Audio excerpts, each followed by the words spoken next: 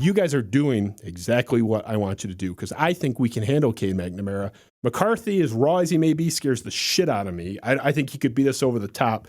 Where do you stand on this? Why do you think they've gone the way they've gone?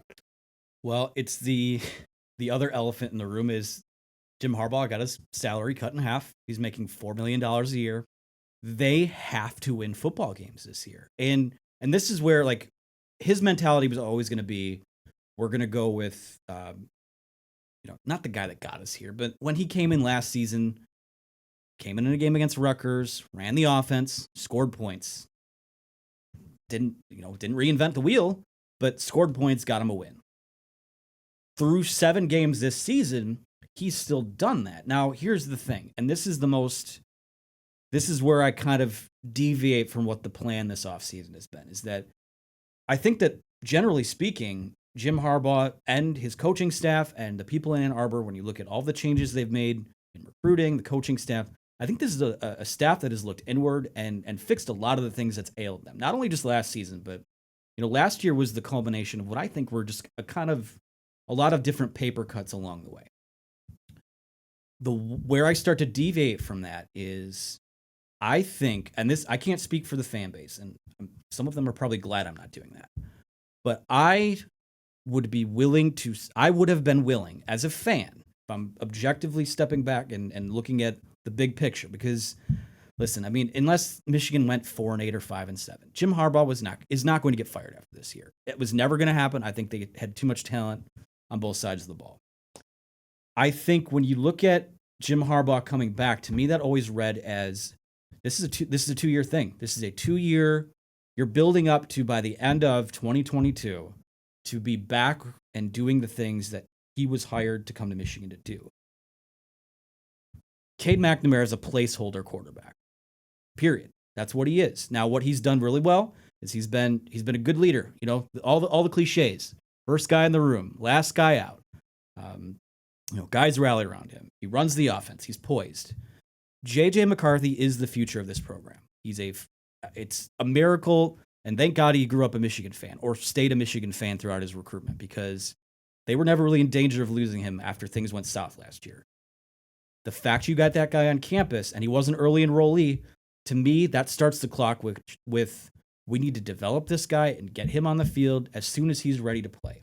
Now, to their credit, this hasn't been a situation. I think a lot of people are reading this as a situation where he's come in or he got his garbage time against Western, got his garbage time against Northern Illinois, and we haven't seen him at all. He played the first snap of the second half at Washington. He played, I think, maybe the 6th snap of the game at Nebraska, and we saw him sprinkled in last week. And, it's not just, they're coming and just doing the QB run stuff with him. Haven't really let him throw. Now, this is the one thing I'll say.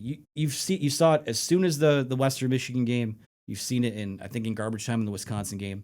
The arm talent is incredible. Something that Michigan hasn't had under Harbaugh.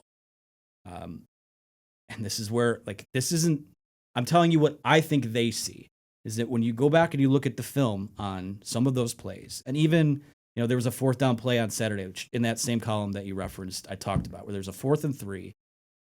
He takes a snap, scrambling, rolls out to his right, doesn't see anything, runs around the field, and then completes it to his tight end for the first down. Right off the snap on that play, his first 2 reads in the middle of the field are open. Or at least it was his second read over the middle of the field. He didn't see it. A lot of this is, I think, what the coaching staff sees. A lot of his wild plays, and I think that this has happened in practice too, you're going to get those wild plays in practice because he is so talented.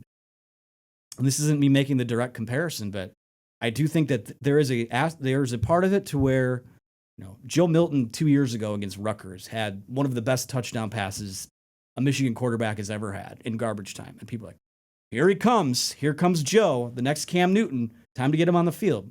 And J.J. McCarthy is going to be better than that. At some point, he's going to be too good to keep off the field. He already is, because they're working him in. I think that when you look at this, I look at this as part of a 2-year plan.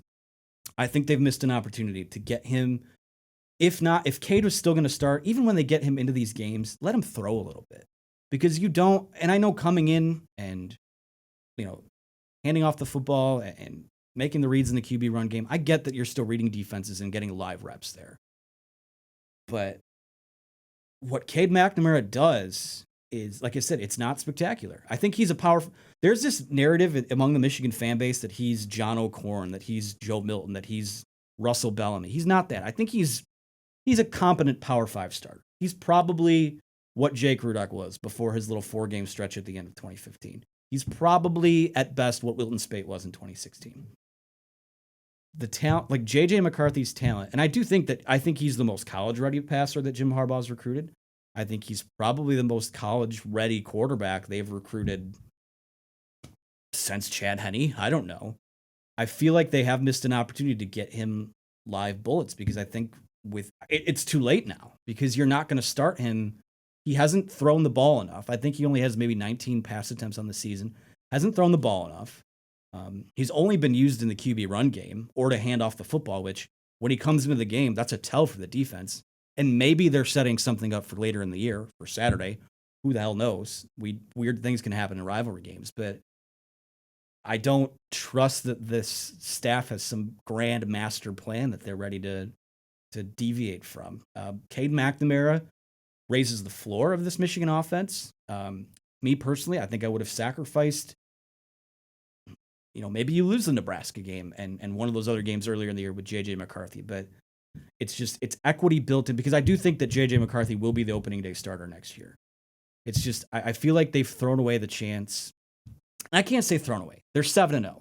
And what Cade McNamara has given them has been good enough. But is it going to be good enough to win in November? I don't know. I don't even know if it's going to be good enough to win Saturday. But like I said, they've made their bed. They will lie in it. I think that McCarthy will still kind of get those snaps here and there, but this isn't a Trevor Lawrence situation. They're not setting up for that. Like, Cade McNamara is going to be their guy until on there it said a self-destructive performance, but I added in there, an injury as well, which, you don't want to see guys get injured, but I just think that's what it's going to take for them to get him on the field in more than a sort of niche role.